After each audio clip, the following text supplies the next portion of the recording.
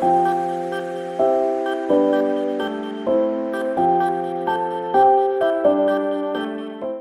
noite, estamos juntos mais uma vez, que bom que você já está aí. Começamos hoje um pouquinho mais cedo, abrimos mais cedo aí a transmissão, mas é muito bom estarmos juntos, uma noite de adoração. Hoje temos um tema muito especial também na Palavra de Deus. Hoje estamos na série especial, o incomparável Deus, o Deus incomparável, né? E nós temos hoje, como eu disse, o tema 3, vamos falar sobre o processo de autoestima, né? Não vamos entrar nos detalhes de autoestima, mas queremos ver a autoestima que vale, a verdadeira, a autoestima real, tá certo? Ok, já está pronto já para abrirmos a Bíblia? Vamos orar. Querido e bondoso Deus, louvamos o Teu santo nome, nos encontramos mais uma vez em Tua presença, juntos aqui através da internet. Rogamos a Deus, em nome de Jesus, que o Senhor nos fale poderosamente ao coração, ao abrirmos a Tua palavra. Viemos aqui para escutar a Tua voz, para sermos alimentados por Ti, para sermos despertados para o desejo e a necessidade da salvação. Que o Senhor nos fale, mais uma vez te pedimos, oramos e agradecemos em nome de Jesus. Amém e amém. Ok, a mensagem de Deus para nós nessa noite, ela está concentrada no livro de Lucas. Vamos abrir a Bíblia então, o Evangelho segundo Lucas. Dos 4 evangelhos é o que eu mais gosto, o Evangelho de Lucas.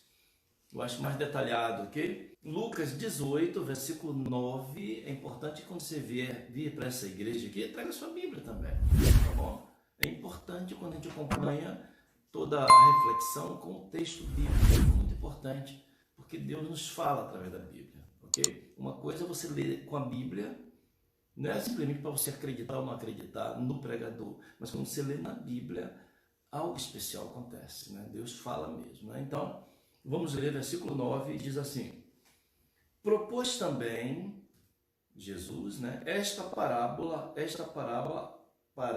a alguns que confiavam em si mesmos por se considerarem justos e desprezavam os outros. Verso 10. 2 homens subiram ao templo com o propósito de orar. Um fariseu e o outro publicano. O fariseu, posto em pé, orava de si para si mesmo, desta forma: ó Deus, graças te dou, porque não sou como os demais homens, roubadores, injustos, adúlteros, nem ainda como este publicano. Verso 12: jejuo 2 vezes por semana e dou o dízimo de tudo quanto ganho. Verso 13: o publicano, estando em pé, longe, não ousava nem levantar os olhos ao céu, mas batia no peito, dizendo: ó Deus, sê propício a mim, tem misericórdia de mim. Digo-vos, ou melhor, sê propício a mim, pecador. Verso 14, disse Jesus: digo-vos que este desceu justificado para a sua casa e não aquele. Porque todo o que se exalta será humilhado, mas o que se humilha será exaltado. Bendita seja a palavra de Deus. Jesus, ele era mestre em muitas coisas. Jesus era incomparável. O incomparável Jesus Cristo. E Jesus, ele era incomparável em arrancar máscaras. Ele era especialista, mestre em arrancar máscaras, e fazia isso através de histórias que impressionavam os seus ouvintes. Observe que na introdução da parábola, a introdução da palavra não é Jesus que fala. Quem fala na introdução é o evangelista Lucas, detalhista. Como eu disse, eu gosto do evangelho de Lucas porque é enriquecido com vários detalhes que são importantes nós pararmos para prestar atenção. A minha Bíblia aqui, por exemplo, ela facilita. Se observar aqui, ela tem algumas palavras, você percebe que está em vermelho. Toda vez que aparece assim, a escrita em vermelho, é Jesus falando, tá certo? Então, a parábola, embora Jesus é que conta a parábola, o versículo 9 não é Jesus que fala, quem fala é Lucas. Jesus começa a partir do versículo 10. Quando diz dois homens, é Jesus já falando. Aqui, Lucas, ele realiza a função de um editor. Ele faz um comentário editorial. Ele faz uma introdução antes da parábola. E ele diz assim, eu quero ler de novo, né? Ele diz, também Jesus propôs uma parábola, e ele diz para quem ele propôs? Ele propôs a parábola a alguns homens que confiavam em si mesmo porque se consideravam justos. Essa é a introdução que ele fala de contar a parábola. Então a parábola vai ter essa conotação. É dirigida a alguém, a pessoas que se consideravam justos. Pessoas que confiavam em si mesmos, né? Ok? Então observe que a confiança desses homens que eram parte da sua audiência ali, que eram os fariseus, eles confiavam em si próprios. A confiança deles era baseada neles próprios. Eu coloquei no título a palavra autoestima. A palavra autoestima é uma das palavras mais utilizadas hoje, né, em vários lugares, vários campos, inclusive no meio religioso também. É comum nós ouvirmos falar em pregações, em seminários e em muitas palestras sobre a importância da autoestima. Eu não vou querer discutir esse assunto aqui, não é nosso tema aqui, discutir essa questão da autoestima, porque eu não sou nem psicólogo, né? Mas eu quero falar de uma preocupação que se tem com essa palavra autoestima. Primeiro, que a questão da autoestima, ela se centraliza no homem, no ser humano. Porque observe que a palavra já começa com o sufixo, né? Auto, né? Autoestima, acho que eu já mencionei um pouquinho sobre esse assunto aqui em outra palestra, tá certo? Em outro sermão. Então, a expressão auto quer dizer que é alguém que você mesmo faz. No inglês seria o self, né? Myself, meu mesmo, né? Myself. Então, fazer uma selfie é você tirar a própria foto, você mesmo self. Então, a expressão, me parece que é do latim é do grego, não lembro agora, é auto. Então, toda palavra que começa com auto é algo que faz por si só. Por exemplo, o carro era puxado por cavalos. Aí depois criaram o automóvel, colocou o motor nele, ele próprio se move, automóvel. Né? Assim vai. Autoestima, autossuficiência, autoajuda é o homem encontrar em si mesmo ajuda para si mesmo. É o homem se tornar autossuficiente, ele é suficiente para si mesmo. E a autoestima é o homem se considerar em autoestima, ele próprio se achar em boa estima. Nessa noite, nós queremos deixar bem claro pela palavra de Deus que a autoestima que vale, a autoestima real, é aquela que é baseada em Deus, não no ser humano. A autoestima, como é falado nos meios que eu mencionei, ela é centralizada no homem, você encontra em você, é a autoestima. Mas a estima que vale não é a auto, a estima que vale é aquela que é centralizada em Deus, é no valor que ele atribui ao ser humano, é no valor que ele nos atribui.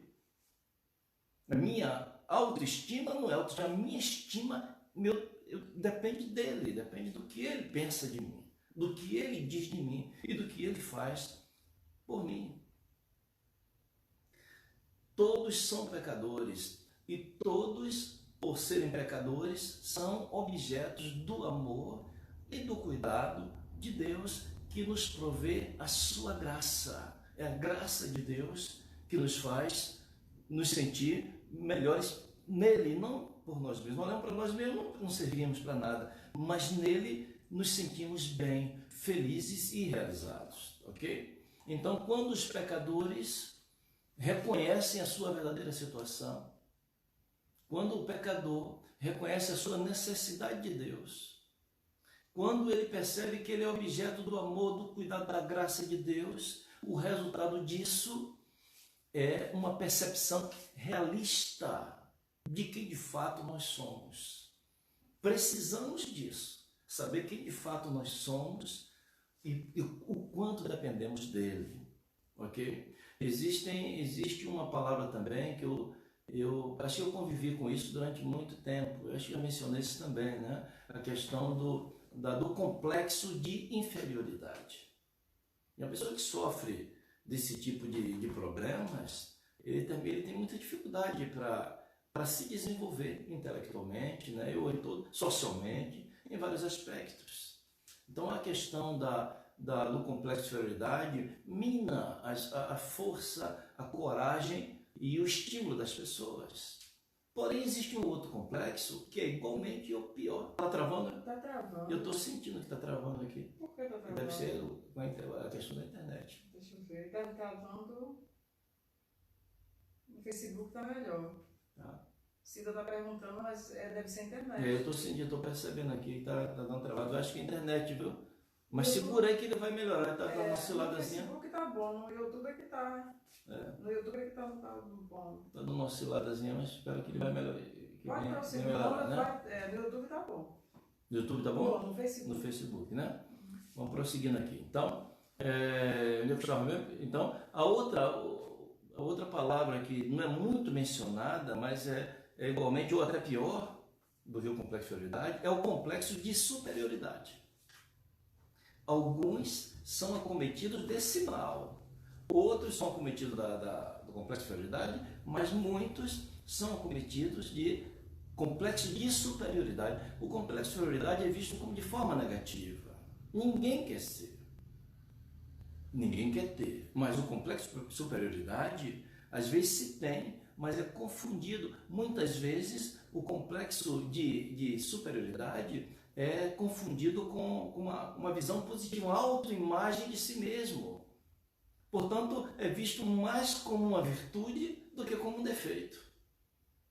Uma pessoa autossuficiente, ou melhor, que tem um complexo de superioridade, é sempre visto como um grande líder. Mas é um problema também que precisa ser visto, né? Ser analisado. No primeiro século da era cristã, nos dias de Jesus, a autoimagem que valia era o desempenho religioso. E nisso aí, os fariseus não tinham rivais, ninguém conseguia competir com os fariseus. Eles eram, no desempenho religioso, eles eram sem combate mesmo, né? Agora, em geral, nós fazemos sempre um julgamento assim muito negativo.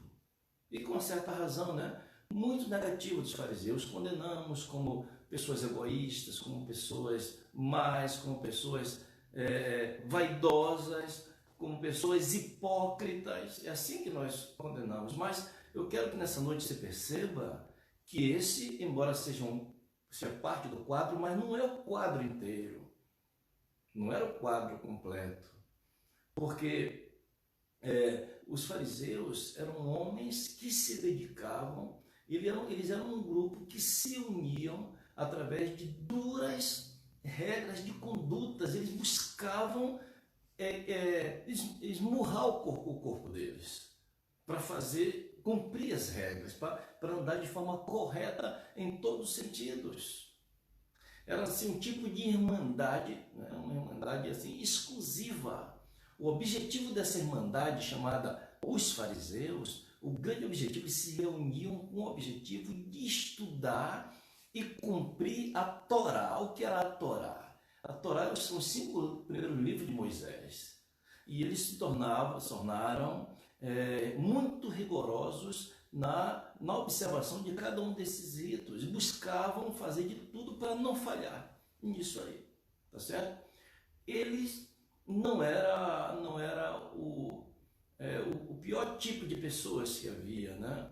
Mas eles, ao invés de ser o pior tipo de pessoas, eles eram as melhores pessoas. Ouça bem, os fariseus eram as melhores pessoas, embora nós achamos que eram as piores, mas eles eram as melhores pessoas que o esforço humano pode produzir. Não havia ninguém iguais ou igual aos fariseus. Eles eram a fina flor do judaísmo, era o que havia de melhor no judaísmo, eram os fariseus. Eles eram quase que perfeitos. Paulo, ele foi fariseu, ele diz: eu fui fariseu dos fariseus, eu era de acordo com os regulamentos, eu era perfeito. Em cumprir os regulamentos, todo o sistema judaico, eu fazia com desenvoltura. E eles eram, de fato, praticamente quase perfeitos. O problema deles é que eles achavam que poderiam obter a aceitação de Deus unicamente pelas suas obras, sem a necessidade da graça. Eles não viam, eles viam a graça como uma coisa supérflua. Eu posso cumprir a lei e ser perfeito diante de Deus. Nós chamamos a isso de legalismo. Ou seja, eu me encontrar diante de Deus legalmente dentro da lei. Não vai me encontrar defeito em mim. Deus vai observar, vai buscar e não vai encontrar defeito em mim. Então, legalmente, eu estou salvo. Isso se chama legalismo. É eu ou você ou qualquer outra pessoa tentar a salvação através dos seus próprios esforços, seus méritos. Até se consegue um padrão de vida que se assemelhe à perfeição. Alguns até que conseguem isso. Na aparência, aparentemente perfeitos. Os fariseus quase que conseguiam isso, praticamente conseguiam. Eles não eram contestados. As observações que eles faziam por preceito e por exemplo. As pessoas olhavam para ele e diziam, realmente ele cumpre tudo isso, ou quase tudo isso. Embora Jesus denunciou, disse que eles não cumpriam tudo aquilo que cobrava dos outros, né? Mas isso tinha muito a ver com pensamentos, com desejos, do que com atos. Nos atos eles eram praticamente perfeitos. Os fariseus, eles eram obcecados pela perfeição religiosa. Eles buscavam a perfeição. Então observe que não eram pessoas simplesmente levianas, como nós imaginamos. Eles não eram simplesmente pessoas fingidas. Não, eles buscavam realmente a perfeição. A questão é que a enorme, quantidade de preceitos, de práticas piedosas que eles realizavam, até que eram louváveis em si mesmos. Por exemplo, praticavam jejuns, eles praticavam beneficência, ajudavam as pessoas, praticavam esmolas, eram estritos guardadores das leis, inclusive do sábado. Então, algumas práticas que eles faziam eram até, como disse, louváveis. Mas isso não fazia deles pessoas justas como eles imaginavam.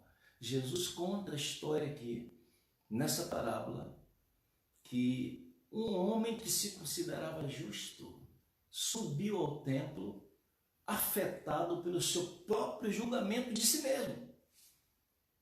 Ele sobe para orar, tendo em si mesmo em grande conta.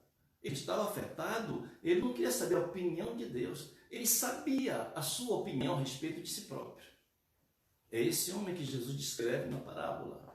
O farisaísmo é uma espécie de presunção religiosa,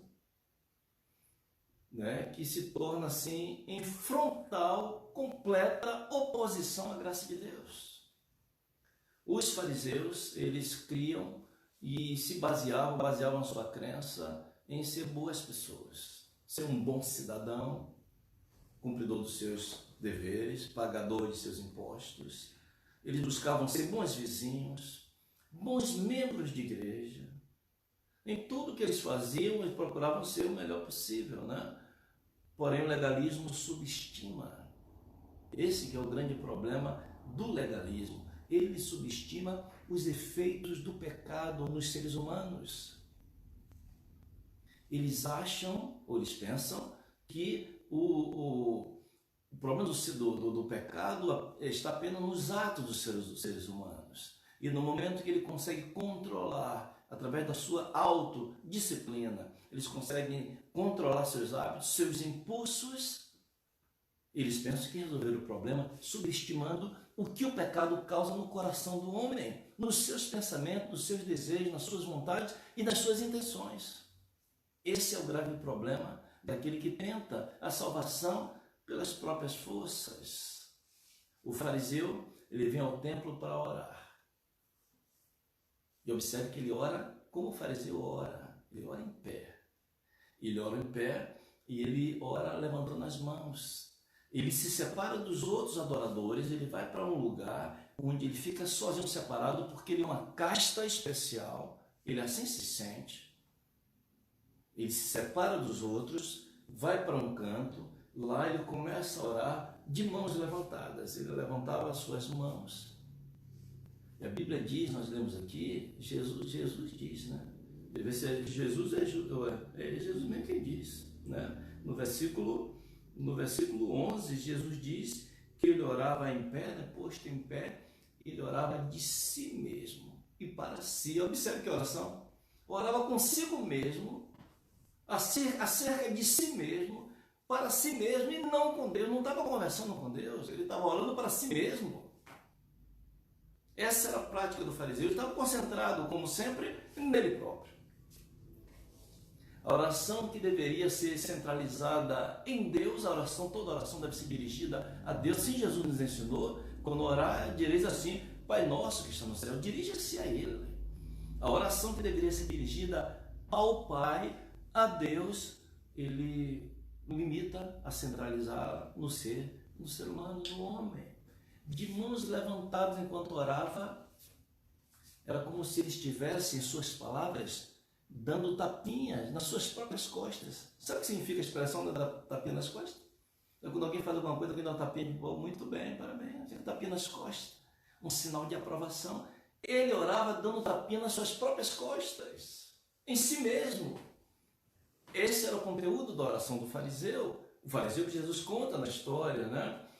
Ele estava convencido de que participava, de que era de uma classe especial, que estava muito acima dos outros homens, dos outros judeus. Estava convencido disso enquanto orava. Observe que os outros homens, ele reputa como roubadores, injustos, adúlteros, assim que ele vê. Ele se avalia não se comparando com Deus, quem Deus é. Ao orar, ele não compara a situação dele em relação a quem é Deus, ele se compara com os outros. Eu não sou como os demais homens, roubadores, injustos, adúlteros. E a impressão que eu tenho, parece que ele abre o olho assim, um cantinho, e vê o publicano. Vamos ler o que ele diz aqui de novo. Eu gosto muito da precisão. Então, como ele diz no versículo 11, no final do versículo 11, depois que ele diz que ele não é como os demais homens, roubadores, injustos, adúlteros, nem ainda como este publicano. Eu fico imaginando ele apontar assim, ó, eu não sou como esse aqui. Jesus disse, subiu 2 homens para orar. Um era fariseu, o outro era publicano. Eu não sou ladrão, mas não sou como esse publicano aqui. Observe que é um homem cheio de si. Observe que a sua oração ela é totalmente desprovida de qualquer tipo de humildade. Eu não sou como o publicano. Ele se concentra não a falar do que ele é. O objetivo do seu discurso em forma de uma oração é ele dizer quem ele não é. Eu não sou ladrão, eu não estou muito preocupado em dizer quem de fato ele é. O Antigo Testamento requeria de um verdadeiro adorador que jejuasse pelo menos 2 vezes por ano. Ele diz que 5 dias, né, de jejum por ano. E o fariseu diz, olha, eu jejuo 2 vezes por semana. Senhor, eu te louvo porque eu não sou como esse publicano aqui, como outros. Eu jejuo 2 vezes por semana. Não é 5 vezes por ano, não. Era requerido que os dízimos fossem dados das suas rendas, mas ele disse que ele dá o dízimo de tudo que ele possui. Observe que ele começa tentando impressionar a Deus. É como se ele estivesse dando uma carteirada em Deus. Você sabe quem é que eu sou? Eu jejuo 2 vezes por semana, Senhor. Eu não sou qualquer um, não. Eu te louvo por isso, porque eu não sou qualquer um. Se aquele homem que sobe ao templo para orar, que Jesus contou, ele fosse 10% só, não precisa muita coisa não. Se ele fosse 10% do que ele pensava que era, se ele fosse só 10% do que ele pensava que era, ele seria mais perfeito do que Adão, ainda em sua perfeição. Porque ele se achava de fato o cara, ele estava cercado no leste, no oeste, no norte e no sul por ele mesmo. Ele se bastava, ele era o centro de tudo. Mas Jesus disse que foram 2 homens que subiram ao monte, ou ao templo, para orar. E um era um publicano. O publicano também veio para orar. Quem era o publicano? O publicano era uma expressão latina, que significa aquele que coleta impostos, o coletor de impostos. Mais popularmente nós podemos chamar de cobrador de impostos. Na linha das pessoas odiadas que havia em Jerusalém, o publicano, ele se encontrava no topo da lista, né? Entre os maiores, os piores. Primeiro lugar vinham os romanos, né? E o publicano ficava ali entre os primeiros também, porque o publicano, o cobrador de impostos, ele era considerado um traidor da nação, porque ele era um judeu que era chamado, nomeado para ser publicano, e ele era responsável por pegar os impostos dos seus irmãos e entregar os seus impostos para, às vezes até de forma mesquinha, de forma muito rígida, né? E entregava para o opressor. Então o publicano era considerado a pior raça que podia existir no mundo. Era um judeu que não era mais considerado judeu. E esse publicano disse: Jesus também subiu ao monte para orar, porque os publicanos também tinham necessidades espirituais. Um publicano era um homem privado de todos os direitos civis. Um publicano, ele não tinha direitos como tinham o ser humano comum. Até um filho bastardo, ou seja, um filho sem pai, tinha mais direitos do que um publicano. É por isso que Jesus chocou a sua sociedade da época quando convidou Levi e Mateus, um publicano, para ser um dos seus apóstolos. E é o que escreveu o Evangelho de Mateus. Era um publicano. Jesus foi chocando, porque os publicanos eram amigos de Jesus. Jesus era amigo dos publicanos. Aquele homem publicano, se sentindo indigno, se aproxima e procura ficar o mais longe possível do altar. Não se achava no direito de estar onde, por exemplo, estava o fariseu. Ele ficava o mais longe que ele podia ficar. E se sentia impuro, com os olhos grudados no chão. A Bíblia diz que não tinha coragem nem de olhar para o céu, os olhos fitos no chão. Incapaz, totalmente incapaz de levantar a cabeça. Aquele homem batia no peito.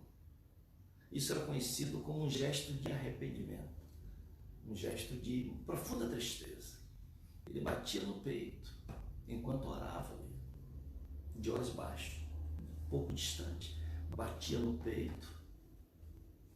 Ele não tinha nenhum tipo de ilusão sobre quem ele era. Ele sabia quem ele era. Eu sou um pecador. Não por ser um publicano, mas porque ele conhecia a sua natureza. Ele conhecia os seus pecados. Ele tinha consciência disso. Não havia ilusão. Portanto, ele dizia, batia no peito, no coração, e dizia: Senhor, tem misericórdia. Ser propício a mim, um pecador. Essa era a oração daquele homem. Ele era rejeitado pelos outros judeus e era condenado por si próprio. Ele próprio se condenava por reconhecer a sua real condição. E a única oração que lhe restava era essa: tem misericórdia de mim, Senhor, um pecador. Observe que Jesus, ele não permite que haja qualquer dúvidas sobre o final dessa história. Ele não diz nada que venha causar algum tipo de confusão relativa a essa história. Jesus, ele diz, vamos ler o versículo 14, né? Jesus diz assim: digo-vos que este, o publicano, este desceu justificado para a sua casa, e não aquele. A mensagem de Jesus, que era direcionada àqueles homens que pensavam que poderiam conseguir o favor de Deus através dos seus próprios méritos. Aqueles homens que confiavam em si mesmo, como disse Lucas. A mensagem de Jesus era direcionada a eles. Não adiantava a forma, não adiantava a suposta perfeição, não adiantava a sua eloquência ao falar, não adiantava as suas roupas bonitas, vistosas, chamativas, não adiantava o lugar onde eles estavam, se estava perto ou estava distante. Quem soube justificado, Jesus disse, este o publicano. O publicano, ele desceu, né, subiu ao templo para orar e desceu justificado. Jesus está dizendo que ele foi perdoado. E mais do que isso, ele foi justificado. Ou seja, ele foi colocado em harmonia, um relacionamento correto com Deus, que era o que ele precisava. Ele recebe o perdão de Deus, recebe a justificação, é colocado outra vez num relacionamento correto e perfeito com Deus. Jesus está dizendo que as pretensões humanas de justiça não significam nada. Não adianta você e eu contabilizarmos os nossos feitos. As pretensões de justiça que temos não significam nada. As nossas listas, né, de virtudes e práticas não terão nenhum tipo de mérito no que diz respeito à salvação. Não são acrescentadas, não melhora a nossa situação. Tudo de bom que fazemos. A única justificação que vale a pena é aquela que não se confia em si mesmo. A única justificação, segundo Jesus, que vale, que tem efeito real, é aquela que é conquistada do Senhor e não por nós mesmos. É fruto da graça de Deus no coração humano. É quando reconhecemos a nossa verdadeira situação e buscamos ao Senhor em humildade e reconhecemos quem de fato somos, estamos aptos para receber a graça de Deus. O fariseu perdeu todo o seu tempo, quem sabe anos, construindo a sua vida, o seu caráter, ali, todo baseado em um fundamento falso. Seu fundamento era falso. Areia movediça, sem base. E naquele dia, diante dessa história, ele não voltou justificado. Jesus faz questão de dizer, este publicano voltou, desceu justificado, não aquele. Ele não foi justificado. Esse foi o veredito no final da história. A religião do fariseu era uma religião vazia. A sua oração era totalmente inútil e a sua arrogância era apenas uma tolice. O homem viver dentro da sua arrogância, pelas suas capacidades, pelos dons que tem, pensando que com isso estará ganhando o favor de Deus e um lugar na eternidade, é mero engano. Sem uma absoluta dependência da graça de Deus, irmãos, não existe esperança para nenhum ser humano. Só pela graça. É a única escapatória. Observe que eu tenho repetido isso muitas vezes, né? Eu não vou me cansar de dizer, porque isso é o Evangelho. Pela graça sois salvos, mediante a fé. E isto não vem de vós, é um dom de Deus. Este é o único processo da salvação. Deus pode justificar apenas aqueles que nada têm nos seus próprios méritos. Aqueles que se encontram diante da presença de Deus, o buscam totalmente vazios, reconhecem, estão totalmente vazios, meus méritos não valem de nada. As minhas boas obras são como trapos da imundícia, disse o profeta Isaías. Os que reconhecem isso, estes serão justificados diante de Deus. Eles se aproximam de Deus e não reivindicam nada, não cobram nada de Deus, não exigem nada de Deus. A única coisa que eles pedem de Deus é a sua misericórdia. É isso que eles têm a pedir, aqueles que buscam o Senhor com integridade, com sinceridade. Quando você sobe ao templo para orar, quando você busca o Senhor, como é que está o seu coração? Qual é a sua atitude diante da presença de Deus? É de alguém que reconhece a sua real necessidade? Ou de alguém que está disposto a contabilizar os seus feitos? Que ainda continua se estribando na sua própria justiça, naquilo que você pode fazer? Um dos grandes problemas do cristão legalista é que ele tenta sempre se comparar com os outros. A filosofia do cristão fariseu, ou fariseu moderno, do legalista, é a filosofia contrária à de João Batista. Quando alguém veio dizer para João Batista que Jesus estava fazendo grandes obras, aquele que o Senhor apresentou como sendo o Cordeiro de Deus, estava fazendo grandes milagres, grandes coisas. E João Batista responde: importa que ele cresça e que eu diminua. A filosofia do fariseu moderno é o contrário. Importa que ele diminua para que eu cresça.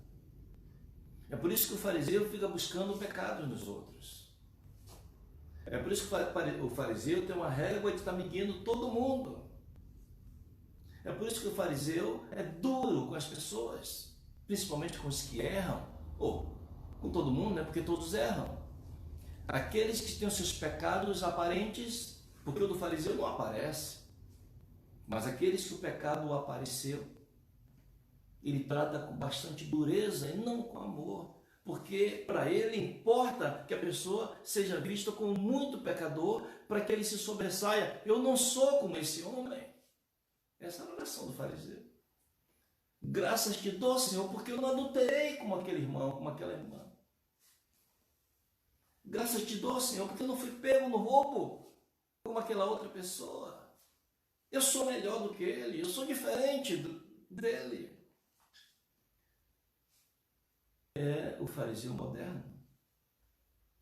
Será que nessa noite eu falo com o fariseu moderno? Será que Jesus nessa noite, o incomparável Deus que conhece os corações, faz com que a minha máscara ou a sua máscara caia nessa hora? Você se reconhece como um fariseu? Que a sua oração está centralizada unicamente em você, buscando seus próprios méritos. A sua oração não é para ter contato e relacionamento com Deus. É assim a sua oração? Então você é um fariseu moderno. Você não reconhece a sua necessidade e compara com os outros, você é melhor do que o outro. Você é um fariseu moderno. E nessa noite, o incomparável Deus deseja que nós retiremos as máscaras, que nos mudemos diante da sua presença, que aparecemos a Ele como nós de fato somos. Jacó, vivendo a sua vida de legalista, de fariseu, naqueles dias, dia dos patriarcas, quando foi confrontado pelo pai com a pergunta: como é o seu nome? Ele disse: meu nome é Esaú. Ele disse para o seu pai, ele fez uma referência que era errada, ele não era Esaú, ele queria aparecer para o seu pai como alguém que ele não era. Mas depois da sua vida, depois das suas dificuldades, depois do momento mais difícil da sua vida, estava de frente da morte pelo seu próprio irmão. Tem um encontro com Jesus. E no momento que o sol está nascendo, que ele reconhece que a briga dele é com Deus, Deus pergunta: qual é o seu nome? Ele deveria dizer, como disse anteriormente, Esaú? Não, ele disse: meu nome é Jacó. Deus nos convida a nos aproximar dele mostrando quem de fato nós somos. Não precisamos esconder os nossos pecados, porque Ele vê, Ele tudo vê. A Flavinha vai cantar. Lembre que esta história de Jesus não é uma fórmula da oração. Jesus não está nos ensinando como é que devemos orar. O que Jesus está nos ensinando aí, o que devemos aprender, é a atitude do publicano e não suas palavras. O que vale é a atitude, porque Deus espera de mim e de você bem mais do que uma mera oração. Oração são apenas palavras, mas precisamos aproximar dele com a atitude do publicano, reconhecendo de fato quem de fato nós somos. Ouça, é aí que começa a salvação, mas saiba também que não é aí que ela termina. A salvação começa quando nos aproximamos dele, quando reconhecemos nossa necessidade, e ele diz assim: você vai descer justificado. Eu te justifico. Não importa seus pecados se tornarão brancos como a neve. Mas aí é o começo. A salvação começa aí, mas ela não para aí. É esse espírito de fé e de humildade que se torna em nosso coração um princípio ativo que nos leva ao crescimento cristão, a ser moldado cada dia. Cada dia nos tornamos diferentes na presença de Deus. E o diferente, o melhor, não é mais altivo, é cada dia mais humilde, mais cônscio da sua própria imperfeição, mais dependente do poder e da graça de Deus. Lembre-se que é a realística aceitação de nós mesmos, da avaliação de Deus sobre nós mesmos, ter uma avaliação real. O que é que Deus pensa de mim mesmo? Ele sabe que eu sou um pecador. E Ele me aceita, e me purifica, me perdoa e me justifica. É exatamente essa relação com Ele que coloca em nós a estima verdadeira. O nosso verdadeiro valor pessoal advém dessa relação com Ele, do que Ele faz em nós. Lembre que é exatamente isso que Ele quer fazer em mim e em você. Uma citação do escritor, pastor-escritor C.S. Lewis, é o autor da série Nas Crônicas de Nárnia. Ele tem uma citação que eu queria compartilhar com vocês, que diz assim: quando um homem está se tornando verdadeiramente melhor, ele entende mais e mais claramente o mal que ainda permanece nele. Quanto melhor, mais ele compreende o mal que ainda permanece nele. Quando o homem está se tornando pior, menos e menos ele entende a sua própria malignidade. Quanto mais perto da luz, mais reconhecemos ou vemos os nossos defeitos. Quanto mais distante da luz, menos os reconhecemos. E Ellen White acrescenta: os que têm a mais profunda experiência nas coisas de Deus são os que estão mais longe do orgulho e da presunção. Quanto mais nós temos uma experiência nas coisas de Deus, uma visão espiritual das coisas de Deus, mais Ele vai arrancando de nós o egoísmo e o orgulho. Não se concentre em você mesmo, no que você é, no que você pode fazer. Aquela história de que você tem que encontrar em você mesmo a solução para o seu problema não é uma história bíblica. Encontramos em Deus tudo o que precisamos. A Bíblia tem todas as respostas. Em Deus encontramos tudo o que nós precisamos, inclusive o nosso valor pessoal, nós encontramos nele. Gostaria você, nessa noite, fazer a oração daquele publicano, aquele homem que subiu ao templo para orar, cônscios, sem nenhum tipo de ilusão sobre quem ele era, e nu na presença do Pai, na presença de Deus, rogou a sua misericórdia e desceu justificado. Você deseja fazer essa oração nessa noite? Quero ver as mãos aqui. Louvado seja Deus. Vamos orar. Querido e bondoso Deus, louvamos o teu bendito nome, porque o Senhor nos dá nessa noite uma visão real e clara de quem nós somos, de como estamos e de como podemos nos tornar, de quem podemos nos tornar, se nos colocarmos verdadeiramente em tuas mãos. Que nessa noite, ó Deus, todos nós que fazemos essa oração, essa humilde oração, reconhecendo quem de fato somos, da nossa total imperfeição, que todos nós possamos sair desta reunião uma convicção total e plena, que o Senhor nos tomou em teus braços, perdoa os nossos pecados e nos justificou, e que esse princípio que é implantado em nosso coração, é implantado novamente nessa noite em nosso coração, ele possa, como uma semente, germinar, crescer e frutificar, e para a honra e para a glória do teu nome.